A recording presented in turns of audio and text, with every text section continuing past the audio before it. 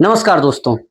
आज के सेशन में हम लोग जानेंगे कि आईबीएस और आईबीडी में क्या डिफरेंस है। सुनने में ऐसा लगता है कि दोनों सेम चीजें हैं, लेकिन सेम नहीं है। हेलो दोस्तों, मैं doctor Sumit Gupta, divine medicine and piles clinic Lucknow से। आज के सेशन में हम लोग जानेंगे कि दोनों में क्या डिफरेंस है, क्या क्लिनिकल फीचर्स हैं जो दोनों को अलग करते हैं, कैसे हम दोनों को डिफ्रेंशिएट कर पाएंगे और क्या क्या ऐसे लक्षण हैं जिनसे हम दोनों चीजों को बेहतर तरीके से समझ सकते हैं। आईबीएस की फुल फॉर्म है इरिटेबल बाउल सिंड्रोम। सिंड्रोम जहां कहीं पर आएगा इसका मतलब समस्याओं का ग्रुप होगा, है ना। इन्फ्लेमेटरी बाउल डिजीज, इन्फ्लेमेशन से आप लोग समझते हैं कि इन्फ्लेमेशन कहीं ना कहीं हुआ होगा। बाउल डिजीज, दोनों एक तरीके से बुनियाद की समस्याएं हैं और दोनों एक दूसरे से कैसे डिफरेंट है हम लोग जानेंगे। पहले आईबीएस के बारे में जान लेते हैं। आईबीएस में क्या होता है, देखिए हमारे गट को सेकंड ब्रेन कहा जाता है। क्योंकि सेकंड ब्रेन इसलिए नहीं कहा जा सकता कि हम गट से कुछ सोचते हैं, नहीं। जिसको गट से रिलेटेड कोई समस्या होगी तो यहां से समस्या भी उत्पन्न हो जाएगी, या जिसको यहां की समस्या होगी ब्रेन से तो गट से संबंधित समस्या हो जाएगी। आईबीएस में मुख्यतः हमारे डाइजेस्टिव सिस्टम से रिलेटेड तो प्रॉब्लम है ही, लेकिन वो प्रॉब्लम डाइजेस्टिव सिस्टम से डायरेक्टली ना जुड़ी होकर ब्रेन से जुड़ी होती है। कहने का मतलब, जब ब्रेन, हमारा जो ब्रेन है और जो हमारा गट है, इसके बीच जो कंट्रोल एंड कोऑर्डिनेशन का सिस्टम है वो गड़बड़ हो जाता है। वो जब डिस्टर्ब हो जाता है तब आईबीएस जन्म लेती है। आईबीएस में व्यक्ति में बहुत सारे ऐसे लक्षण होते हैं जो कह सकते हैं ब्रेन से जुड़े होते हैं। हम कह सकते हैं आईबीएस ज्यादातर उन लोगों को देखने को मिलता है जो बहुत लंबे समय से स्ट्रेस में हो, दिमागी तनाव से जूझ रहे हो। तनाव किसी प्रकार का हो सकता है, लेकिन उनको दिमागी तौर पर मेंटल स्ट्रेस बहुत ज्यादा होगी या किसी टाइम पर रही होगी। दूसरी बात, ऐसे लोगों को हो सकता है डिप्रेशन भी देखने को मिले, फियर ऑफ डेथ भी देखने को मिले, ये भी हो सकता है। या फिर कह सकते हैं ऐसे लोग जो होंगे उनको कह सकते हैं कि वो डिप्रेशन, भयंकर डिप्रेशन में होंगे, वो लंबे समय तक किसी भयानक तनाव से जूझे होंगे, तो उनका जो ब्रेन और गट, इन दोनों का जो कोऑर्डिनेशन है वो गड़बड़ा जाता है। अब इसके मुख्य लक्षणों में से क्या है, तो देखिए मुख्य लक्षणों में से तो ये है कि जैसे ही कोई डाइट लेगा, कुछ खाएगा, इमीडिएट उसको लगेगा कि हमको मलत्याग के लिए जाना है। तुरंत उसको अर्ज ऑफ, या आप कह सकते हैं डेफिकेशन की डिजायर लगेगी। ऐसा लगेगा कि तुरंत उसको लगेगा कि लैट्रिन लग गई है।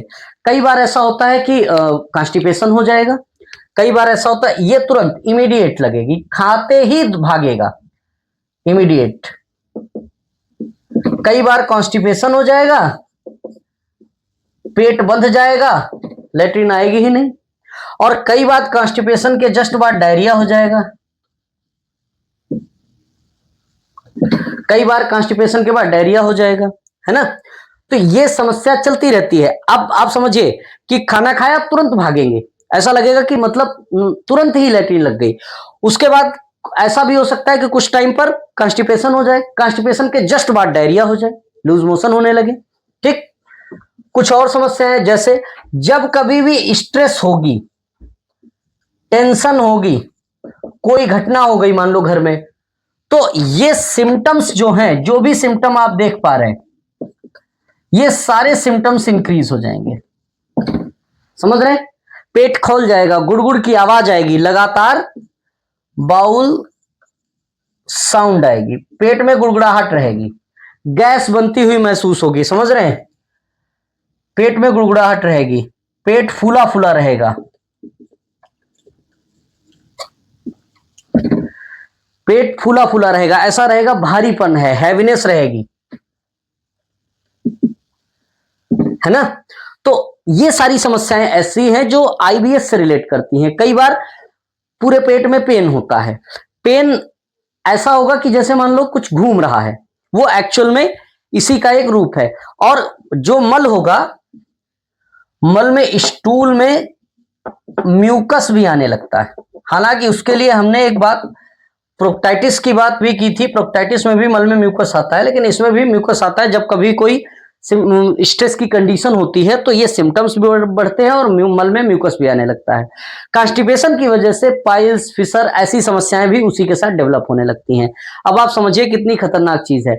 अब इसके ट्रीटमेंट के बारे में बात करें, जब भी आप जाएंगे तो आपको समस्या पेट से जुड़ी है, तो आप जब डॉक्टर को आप बता रहे होंगे तो आप अपनी समस्याएं बताएंगे कि पेट में गुड़गुड़ रहता है, लगातार आवाज आती है, गैस बनती है, कॉन्स्टिपेशन हो जाता है, कब्ज हो जाता है, कब्ज के बाद हमको डायरिया हो जाता है और पेट साफ नहीं रहता। दूसरी बात, कहीं भी जाने से पहले हमेशा ये लगेगा कि एक बार पेट साफ हो जाए, एक बार मतलब फ्रेश हो ले तब जाएं।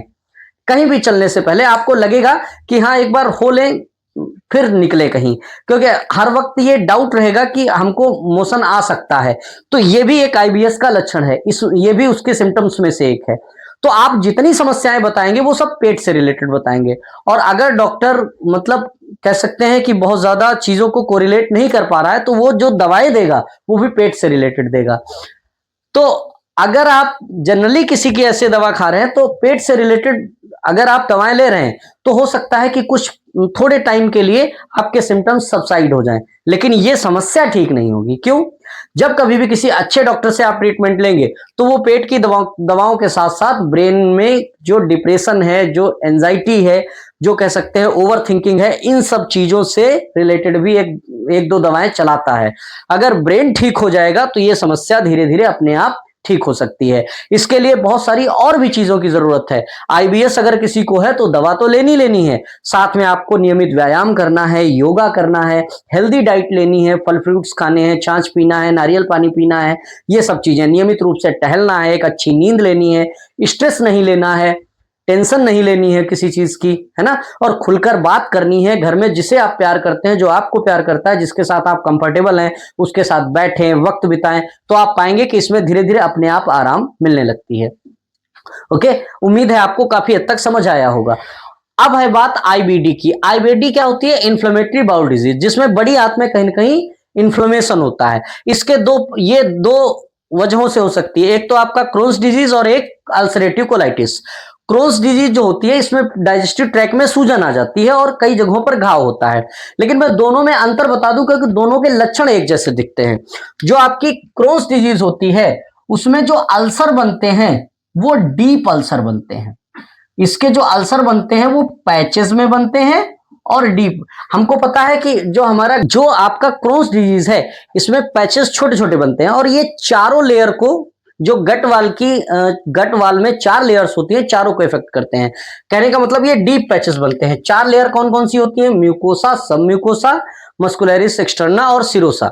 ये चारों लेयर को इफेक्ट करते हैं, डीप बनते हैं, पैचेस बनते हैं, ठीक, डीप पैचेस बनते हैं और छोटे छोटे पैचेस बनते हैं, यहां पर बना, फिर यहां बना, फिर यहां, तो पूरे कह सकते हैं लार्ज इंटेस्टाइन में स्वेलिंग रहती है।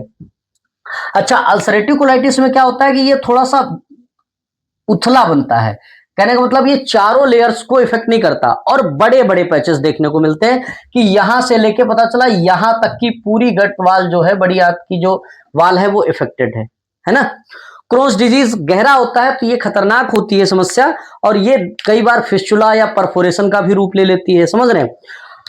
ओके, पेन बना रह सकता है, इसमें पेन बना रह सकता है, कई बार इसमें ब्लीडिंग भी होती है। ब्लीडिंग की कंडीशन क्या हो सकती है? जबकि देखा जाता है कि आईबीएस की समस्या में, अगर आईबीएस की ही समस्या है तो ब्लीडिंग नहीं देखने को मिलती है जनरली। यहां पर ब्लीडिंग हो सकती है, चूंकि ब्लीडिंग ऊपर के हिस्से से हो रही है तो इसमें ब्लीडिंग का जो कलर होता है वो ब्राइट रेड, चमकीला लाल नहीं होता, कई बार हल्का सा ब्लैकिश शेड लिए होता है। तो ये अल्सरेटिव कोलाइटिस के लक्षण है ना, सूजन है। हालांकि पेन यहां भी हो सकता है, समझ रहे हैं, पेन यहां भी रहेगा, पेट में भारीपन रहेगा, डाइजेशन ठीक नहीं रहेगा, भूख नहीं लगेगी, कई बार वीकनेस हो सकती है। ये सब चीजें इससे रिलेटेड हैं।